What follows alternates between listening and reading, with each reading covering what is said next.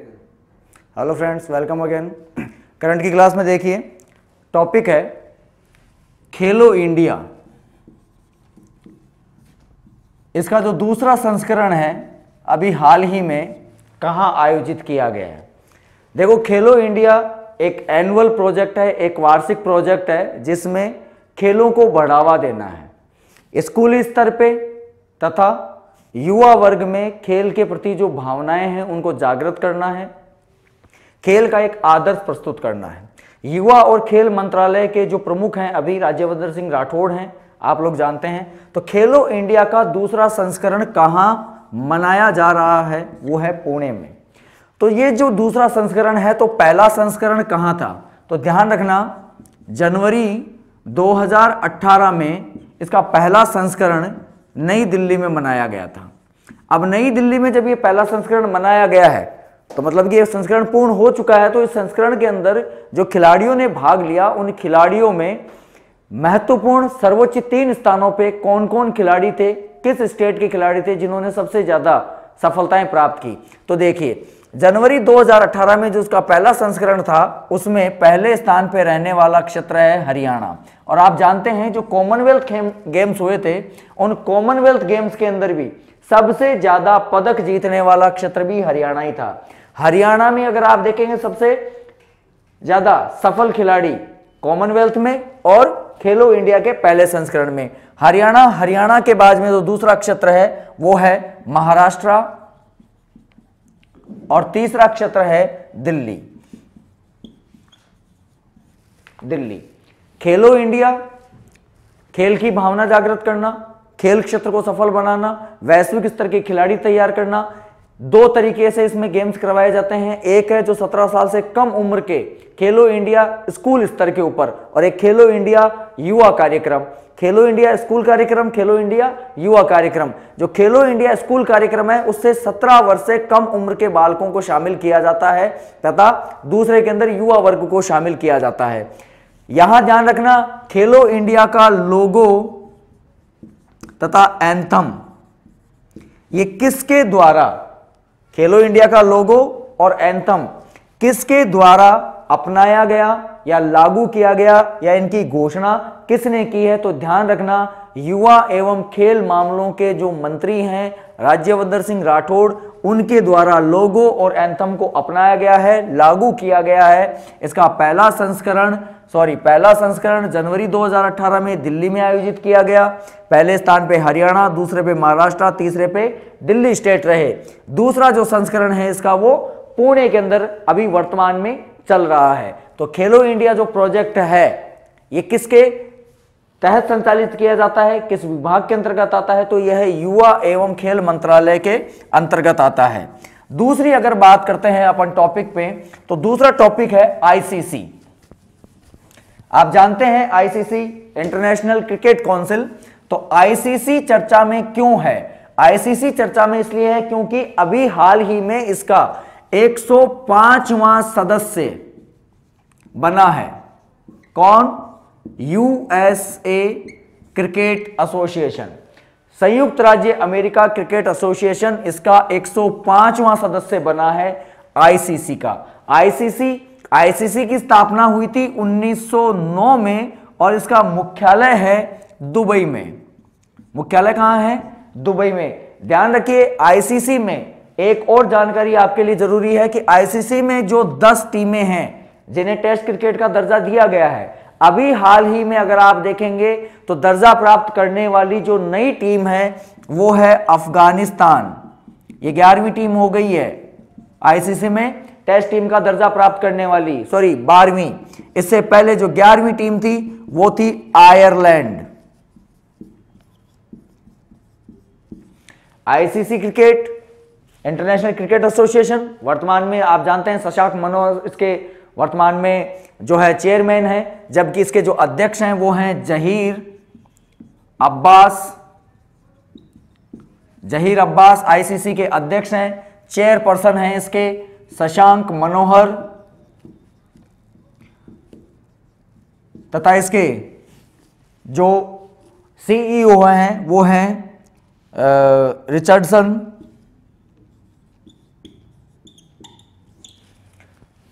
वापिस सुनिए, ICC international cricket council 105वां सदस्य बना है। यूएसए क्रिकेट एसोसिएशन, आईसीसी की स्थापना हुई थी 1909 के अंदर। इसका मुख्यालय है दुबई में।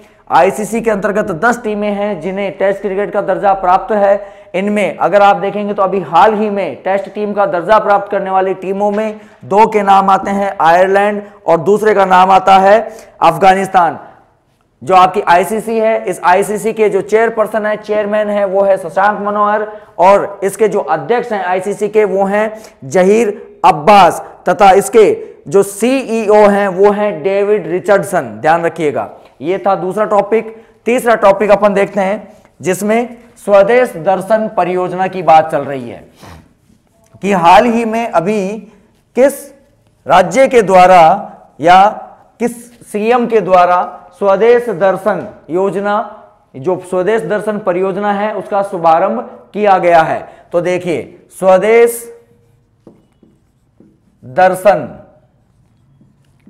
ये स्वदेश दर्शन और हृदय, ये सम्मिलित परियोजना है एक। इसका उद्घाटन हुआ था 2015 में। इसका उद्देश्य क्या है, इसका उद्देश्य जानिए आप। स्वदेश दर्शन का उद्देश्य है भारत में जो ऐतिहासिक महत्व के स्थान हैं उनको पर्यटन के लिहाज से उन्हें विकसित करना तथा पर्यटकों के लिए वहां पहुंचना सुगम बनाना, ताकि वैश्विक जो पर्यटन मंच है उस पे भारतीयों के द्वारा पर्यटन जो एक उद्योग का दर्जा प्राप्त है उसमें ज्यादा से ज्यादा हम लोग आय प्राप्त कर सकें, रोजगार प्राप्त कर सकें, तथा विदेशियों को भारत की पुरातन संस्कृति का आभास करवाया जा सके। हृदय योजना जो है, हृदय योजना मतलब धार्मिक स्थलों से संबंधित है।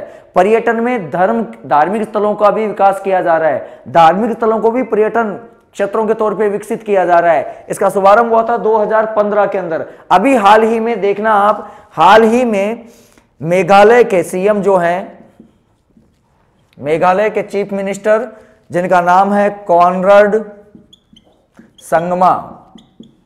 कॉनराड संगमा के द्वारा पूर्वोत्तर जो क्षेत्र है, पूर्वोत्तर में आप जानते हैं 7 सिस्टर्स वाला बेल्ट, उस पूर्वोत्तर क्षेत्र के जो महत्वपूर्ण जो ऐतिहासिक केंद्र हैं, जो पर्यटन स्थल हैं, उनको राष्ट्रीय पर्यटन केंद्रों में महत्वता प्रदान कराना, विदेशी पर्यटकों को आकर्षित करने के लिए एक स्वदेश दर्शन परियोजना का शुभारंभ मेघालय के प्रधानमंत्री कॉनराड संगमा के द्वारा प्रारंभ किया गया है। ध्यान रखना, ऐसा ही स्वदेश दर्शन जनजातीय परियोजना भी प्रारंभ हुई थी, एक जो प्रारंभ हुई थी छत्तीसगढ़ से। स्वदेश दर्शन, अगर जनजातीय परियोजना की बात आती है, कहां से प्रारंभ हुई है? जनजातीय परियोजना प्रारंभ हुई है छत्तीसगढ़ से। स्वदेश दर्शन परियोजना का प्रथम अगर उद्घाटन अगर कहीं से हुआ है वो हुआ है मेघालय से। इसका उद्देश्य क्या है? पूर्वोत्तर क्षेत्र के महत्वपूर्ण ऐतिहासिक स्थलों को महत्व प्रदान करना, पर्यटन को आकर्षित करना, क्योंकि पर्यटन एक रोजगार है, एक उद्योग का दर्जा प्राप्त है, जिसमें अधिकांश लोगों को प्रत्यक्ष या अप्रत्यक्ष रूप से रोजगार उपलब्ध होता है। उसे आप वैश्विक स्तर पे उन स्थलों की पहचान दिलाने के लिए आप जो ऐतिहासिक या पुरातात्विक स्थल हैं उनको विकसित करना चाहते हैं। नेक्स्ट टॉपिक में है हिंदी दिवस, क्योंकि अभी जनवरी चल रही है, तो जनवरी में 10 जनवरी, देखिए 10 जनवरी का जो दिन है वो विश्व हिंदी दिवस के तौर पे जाना जाता है। लेकिन बात की जाए कि राष्ट्रीय हिंदी दिवस कब मनाया जाता है, तो वो है 14 सितंबर। विश्व हिंदी दिवस 10 जनवरी को, लेकिन राष्ट्रीय हिंदी दिवस की अगर बात की जाए तो वो मनाया जाएगा 14 सितंबर को। देखिए, सबसे पहले 1975 में विश्व हिंदी दिवस मनाया गया था। इसका उद्देश्य क्या है? इसका उद्देश्य यह है कि हिंदी की महत्वता को बढ़ाना। आप जानते हैं विश्व में सबसे ज्यादा बोली जाने वाली भाषा है चीनी या मंदारिन, जो उसकी एक लिपि है। दूसरी है अंग्रेजी, जो लैटिन की उत्पत्ति है। तीसरा है हिंदी जो कि उसकी लिपि है देवनागरी। तो आप देखिए, विश्व में हिंदी की महत्वता को बनाना, हिंदी की महत्वता को विकसित करने के लिए 10 जनवरी को विश्व हिंदी दिवस मनाया जाता है। भारत में सबसे पहले विश्व हिंदी दिवस मनाया गया था 2006 में, जबकि हिंदी दिवस की शुरुआत हुई थी 1975 के अंदर। अब बात करते हैं कि राष्ट्रीय हिंदी दिवस कब मनाया जाता है। राष्ट्रीय हिंदी दिवस मनाया जाता है 14 सितंबर को। क्यों? क्योंकि भारतीय संविधान निर्मात्री जो सभा थी उसके द्वारा 14 सितंबर 1949 को हिंदी को जो है भारतीय संविधान के द्वारा अपनाया गया। हिंदी जो कि राष्ट्रभाषा के तौर पे है, लिपि देवनागरी है अपनी, और जो भारतीय संविधान जिसमें हिंदी की महत्वता को, हिंदी को विकसित करने के लिए प्रयास कर रहा है। ध्यान रखिए, राष्ट्रीय हिंदी दिवस जो पहला मनाया गया था वो मनाया गया था भोपाल के अंदर। एक राष्ट्रभाषा प्रचार समिति बनाई गई थी वर्धा में, राष्ट्रभाषा प्रचार समिति वर्धा, उसके द्वारा सिफारिश की गई थी भारतीय संविधान निर्मात्री सभा को, और भारतीय संविधान निर्मात्री सभा के द्वारा हिंदी को भारतीय संविधान सभा के द्वारा अपनाया गया 14 सितंबर 1949 को। उसी दिन से 14 सितंबर मनाया जाता है राष्ट्रीय हिंदी दिवस, तथा विश्व हिंदी दिवस मनाया जाता है 1975 से। नेक्स्ट बात करते हैं, एक बैंक है जिसने अभी हाल ही में भारत में अपना मुख्यालय मुंबई में खोला है। उस बैंक का देखिए पसरगढ़ बैंक। पसरगढ़ बैंक जो है ये ईरान की बैंक है, और आप जानते हैं कि ईरान एक इस्लामिक स्टेट है, इस्लामिक देशों में से है। इस्लामिक देशों में अगर आप देखेंगे तो इस्लामिक जो बैंकें होती हैं, इस्लामिक बैंकें ब्याज के खिलाफ होती हैं, क्योंकि इस्लाम में ब्याज को जो है हराम माना जाता है, इसलिए इस्लामिक बैंकें ब्याज नहीं देती हैं, ना ही लेती हैं। पसरगढ़ में ईरान की बैंक की एक शाखा, पसरगढ़ बैंक है सॉरी, ईरान की, इसकी एक शाखा मुंबई में खोली जाएगी। अभी हाल ही में इसकी घोषणा की गई है। तथा इसके साथ ही भारत ने भी एक बैंक है आपकी यूको बैंक।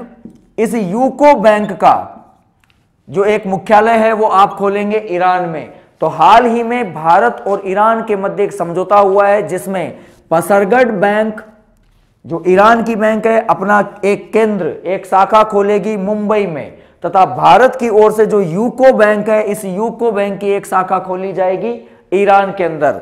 नेक्स्ट टॉपिक पे चलते हैं। अभी मलाला यूसुफजई, आप जानते हैं तालिबान जो कट्टरपंथी हैं उनका विरोध करते हुए, स्त्री शिक्षा, बालिका शिक्षा पे जोर देते हुए इसको 2014 में इसकी ऐतिहासिक कार्यों के लिए आपको ध्यान होगा कैलाश सत्यार्थी भारतीय और इधर मलाला यूसुफजई जिन्होंने तालिबानी कट्टरपंथियों का विरोध किया, पाकिस्तानी बालिका, 2014 का शांति का नोबेल दिया गया था। कैलाश सत्यार्थी जो कि बचपन बचाओ आंदोलन के लिए जाने जाते हैं। मलाला यूसुफजई के द्वारा अभी हाल ही में रिफ्यूजी स्तर पे अपनी जो उसकी समस्याएं थी, जो उसने रिफ्यूजी जीवन में उसने जी, उसके लिए एक पुस्तक का अनावरण किया है। उस पुस्तक का नाम है we are displaced, we are displaced,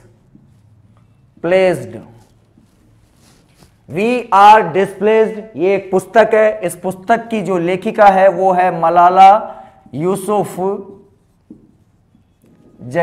ये एक अनटोल्ड स्टोरी है जो उसने रिफ्यूजी कैंप्स में बिताया। एक लड़की होने के नाते शिक्षा के लिए उसने जो स्ट्रगल किया, उसने जो संघर्ष किया अपने जीवन के अंदर, तो उसके जीवन का जो चरण है उसके लिए उसने एक पुस्तक के अंदर अपनी सारी जीवन चक्र को, अपनी घटनाओं को, अपने जो भी उसने जो झेला या जो कुछ भी राष्ट्र के द्वारा उसे समर्थन दिया गया या उसके साथ जो भी कट्टरपंथियों के द्वारा जो चेतावनियां दी गई, ये सभी चीजों का जो उल्लेख है उसने वी आर डिस्प्लेस्ड नामक बुक के अंदर किया है। इस बुक की लेखिका है मलाला यूसुफजई।